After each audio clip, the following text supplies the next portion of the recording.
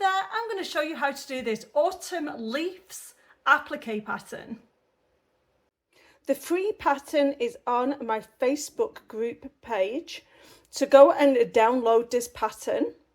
This is the dimensions for cutting one leaf. I'm going to be cutting 2. You don't have to do the project that I am working on. I'm going to put this on a wall hanging. I'm going to use one of my previous canvases that I've used before. And you will have a 11 by 11 piece of quilt batting, a 12 by 12 inch canvas, and a 16 by 16 backing fabric to wrap around the canvas. You can put applique onto absolutely anything. You could put this design on a tote bag, a cushion, an apron, absolutely anything. I like to use steamer seam, and I have a load of scraps here. It's double-sided adhesive, so if I can find any sizes in my scraps, and if I don't, I'll use my big roll. I like to use a pencil for this part. You should not need a light box. If you are struggling to see, you can always stick it on a window if you don't have a light box. If you do have a light box, you can go ahead and use one. I'm not using one, and you don't have to be perfect. You can just go around it and just go ahead and trace. Do not cut around the lines yet. You want to have excess. I'm going to do 2 leaves for my design. You go ahead and do 1. Go ahead and do 3 if you wanted to. Totally up to you. It's your design. Then I'm going to need 2 stems. With the stem, you want it to exceed where the leaf is. So you want to make sure you go past there, so we can tuck that leaf, or that stem, sorry, under the leaf. Now I have my 2 pieces of steamer seam and all of my fabrics. So what we want to do first, I'm going to move one set out of the way and get these sets here. If you need to press your fabric, go ahead and press your fabric. So I'm just going to do this. And you want to put the steamer seam on the reverse of the fabric. So I'm going to get my leaf here, and I'm going to make sure that I haven't made it too big for the actual fabric. And if so, you just need to maybe cut a little bit off. Again, don't go near the lines, because you want to have a little bit of overage.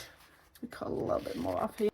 Sometimes the glue is on the wrong side, so just press your thumb down, move the glue over to the side that we want it to be on, and gently just remove that. And then we adhere it to the back of the fabric. So grab your iron and then press. And it's going to tell you on the manufacturer's instructions how long to keep that heat for. So I like to do it and then just pop it to one side and let that glue set properly onto the fabric. Now let's work on the stem. I'm just going to audition my piece, and it's perfect. We're going to take the back off again. Once again, the glue wants to be on the wrong side. Not a problem. And then place it onto the back like so, and then apply some heat.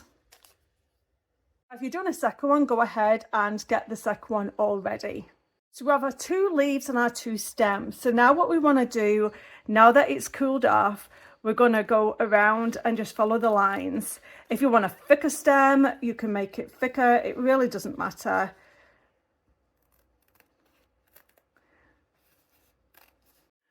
Now we have the 2 leaves and the 2 stems. If you don't like how thick they are, you can go back again and just make it thinner.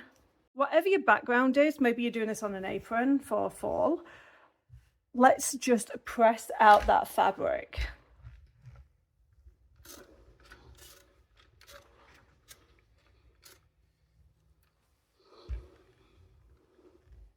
Then you want to find out the center of that design. So I'm just going to fold it over and fold it over again. And I'm just going to press on it really firmly, and then I'll get my friction pen and place that center mark in.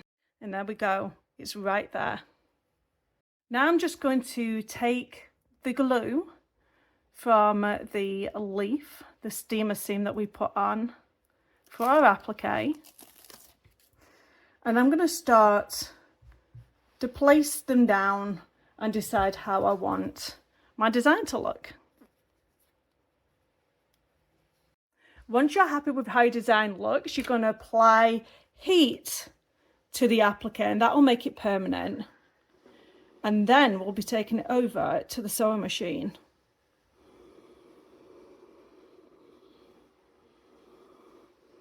I'm going to be using the Altair 2 for this particular demonstration, and I'm going to be putting on the free motion quilting foot.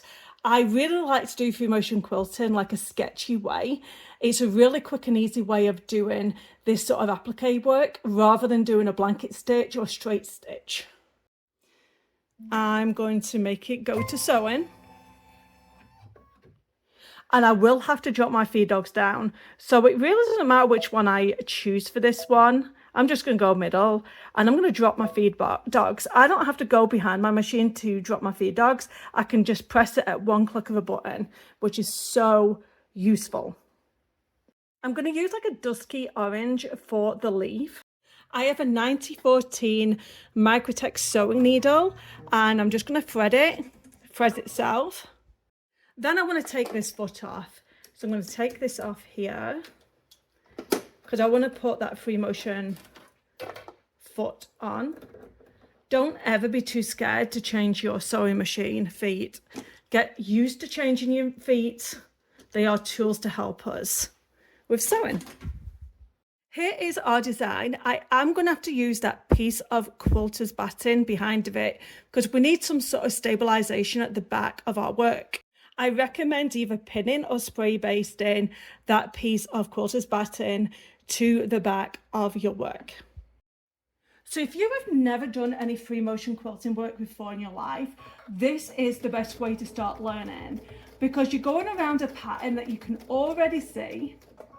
Actually, let's go the other way. Let's think, yeah, this way. So you can keep turning and twisting your work, whichever way you want it to go. I'm going to increase the speed. I kind of like to go fast when I'm doing my free motion quilting work. Don't forget that you are now the feed dogs.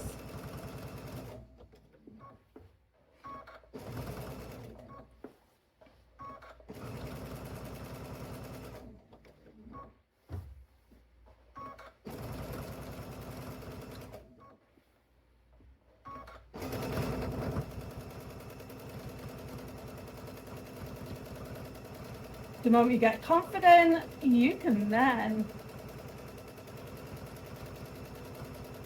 keep going.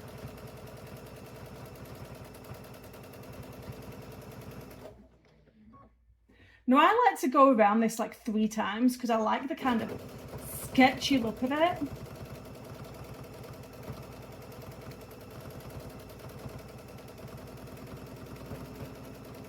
Now I may choose to stay within the leaf, or I might actually go outside of the leaf.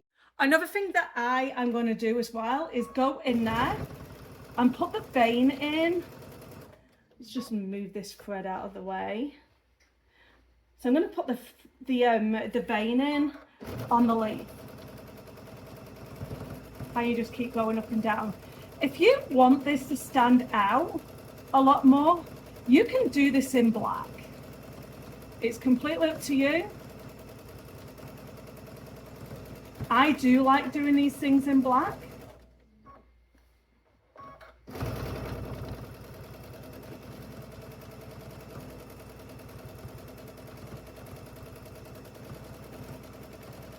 And you don't have to be perfect.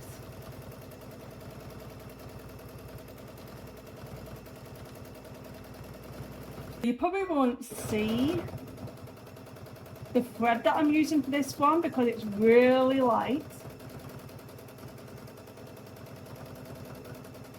So I'm just going to go around again.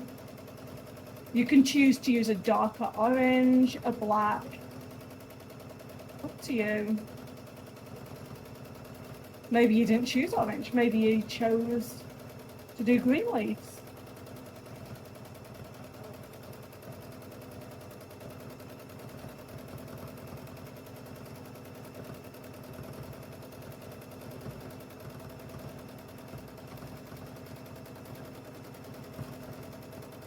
And then once again, just go through and put them veins on your leaves. Then you're going to go ahead and do the stem. And by the way, my hands are like this because I'm doing this on video so you can see. My hands would be parallel to each other if I'm doing this without a camera in my way. So I would basically be doing this. So I just don't want to make sure that my hand is in the way from you being able to view it. Doing your applique this way gets your applique done much quicker. Now I like to put glue onto my canvas so my quilt batten will stay in place. And then we start the process of attaching our fabric to the canvas. I have done a full tutorial on how to attach fabric to canvas, so you can go ahead and watch that. I basically fold over the raw edge and then I'll bring that around and I'll staple into place. Once you've done the top, you would then work on the bottom. So you'll do the same thing once again. I honestly thought that this one was going to turn out so basic, but I absolutely love it. If you love it too, please leave a message down in that comment box down below. It really helps my YouTube channel when you do that. Don't forget to subscribe for more free applique patterns that are coming up down the line, and like. Bye bye now. See you next week.